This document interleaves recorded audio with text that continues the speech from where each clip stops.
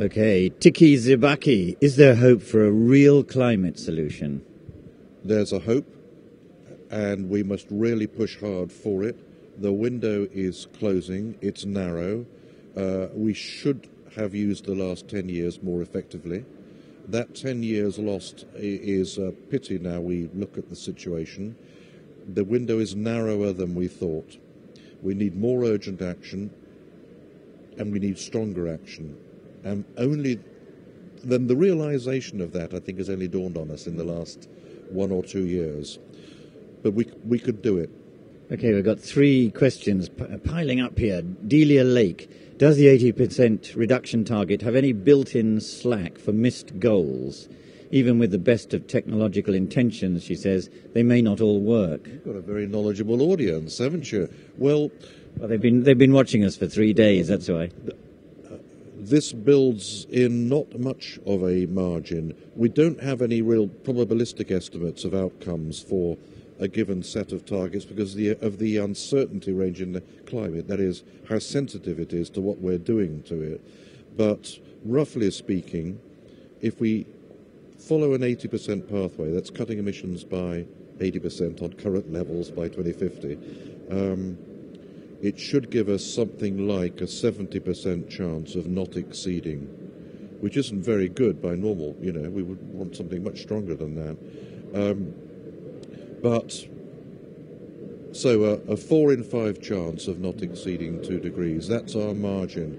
But there's still a 1 in 5 chance of exceeding 2 degrees. And that puts up the cost of adaptation higher and the number of people negatively affected higher. Anyway, that's the rough estimations. And that's why many of us are arguing, and I'm one of them, that 80% is a much wiser pathway to follow than a 50% that gives us only a 50-50 chance. Right. Well, this one's from Cough Drop Little Thing. When you're used to Second Life, you'll know that people have some of these rather odd names. Yes. Yes. I feel like Cough Drop myself.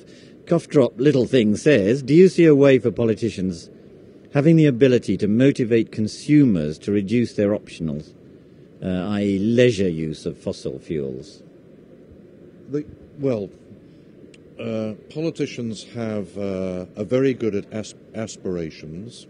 The problem is when it comes to the cost to their electorate, and whether that cost will, if it increases, will translate into an adverse vote. You know, this is the real thing. How do we translate any political goal into real action?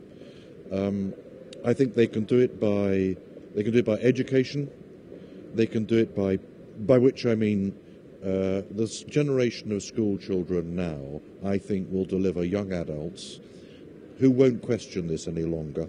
They'll know that they don't have any choice. They'll probably look at us as being the bungling generation, who had doubts and will wonder why on earth we did. But that'll take time. In the meantime, I think governments have to price commodities in the way that doesn't damage the environment. And as the government in the UK tried to do this with a fuel price escalator a few years ago, do you remember? Mm-hmm. And as soon as there was some objection to this from the lorry and truck community, as it were, it immediately backed down. It was removed. So there is a problem in sticking with inspirations that will hold even though the electorate doesn't like you for it. And that's where we lack, I think, political leadership, actually. It's going to take political courage, and I don't think we've got enough of that at the moment. Yeah. Oh my goodness, they're really flowing in here. Let's keep going for a few minutes. Amandeep says, about nuclear energy, we're back to nuclear energy. What about the nuclear waste and how much remains for so long? It's a huge issue. I'm not an expert in this area.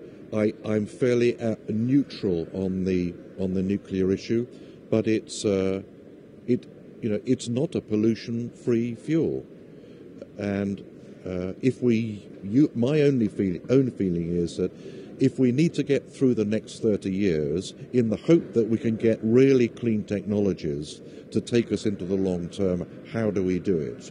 And if we need nuclear for that short, finite period and undertake only that, then it may be the technology we have to use, but it's not cost-free and it has long-term implications for the environment.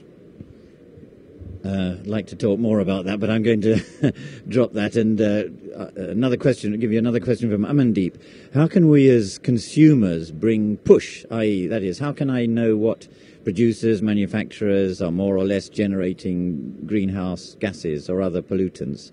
I think this is about individuals. You know, what can you do? How can I make choices that are the right ones? Well, increasingly, it's only just beginning, but products have a CO2 carbon footprint on the back. The first was Walker's Crisps, which has a little square at the bottom left-hand side, and it still does. You can see how many cubic meters of CO2 have taken to produce this packet of crisps. It's quite a lot, actually.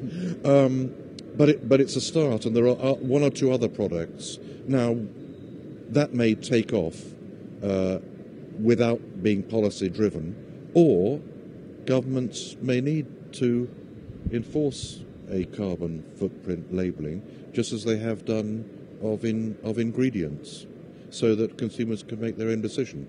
I think we're some way from that, but that would seem to me to be the way to do it. Information on the pack about the carbon footprint of a particular product. This is from Ken in London. What is the best adaptation strategy? Is it reforestation or what? Well, reforestation or slowing down deforestation or getting it to zero is a great win-win mitigation strategy, by which I mean win-win, that it's something we want to do anyway to reduce environmental degradation, and it will reduce the amount of greenhouse gas emissions. Global deforestation accounts for nearly 1/5 of our current greenhouse gas emissions. So, and Brazil, for example, there's a fair amount of deforestation is the Amazon, as your watchers and listeners will know. 60% of Brazil's emissions are due to deforestation. Now, Brazil wants to bring deforestation to zero. Well, if it did that, it would achieve a 60% cut in its emissions. You see what I mean? So it can do, Brazil can do that, and it's a great win-win strategy. We can do it globally, and it's a great win-win strategy. So I think it's very important. However, it's not sufficient in itself. The biggest chunk of emissions comes from fossil fuel burning, coal, oil, and natural gas. And that's where the main cuts need to be made, and in the uses of that, in industry and heating and cooling and transportation. Okay, last question. I'm afraid time's going to beat us, and I'm afraid I'm using my chairman's right, as it were, to ask the last one, is what can be done to push adaptation up the agenda? Because you've suggested it's, been relatively eclipsed, but how do we get it given more priority? I suspect it's going to happen by default, that it will become clear that the targets for mitigating will not be easily reached, and therefore that the residue left for us to handle, if we're not just to sit back and take the damage, take the hit, is to adapt. We've got two things, and now that sounds rather negative, but I think that's what's really going to drive it, the realization that we are going to have to mop up the damage that would otherwise come from the slower than perfect pace and the lower than perfect amount of mitigation that we're going to do. And from there will follow the effort, the money, the resources, and the urgency. Thank you very much indeed. That's fascinating and good response. And you made a heroic attempt to answer impossible questions that everyone's struggling with. So thanks very much for coming in. Very, very grateful.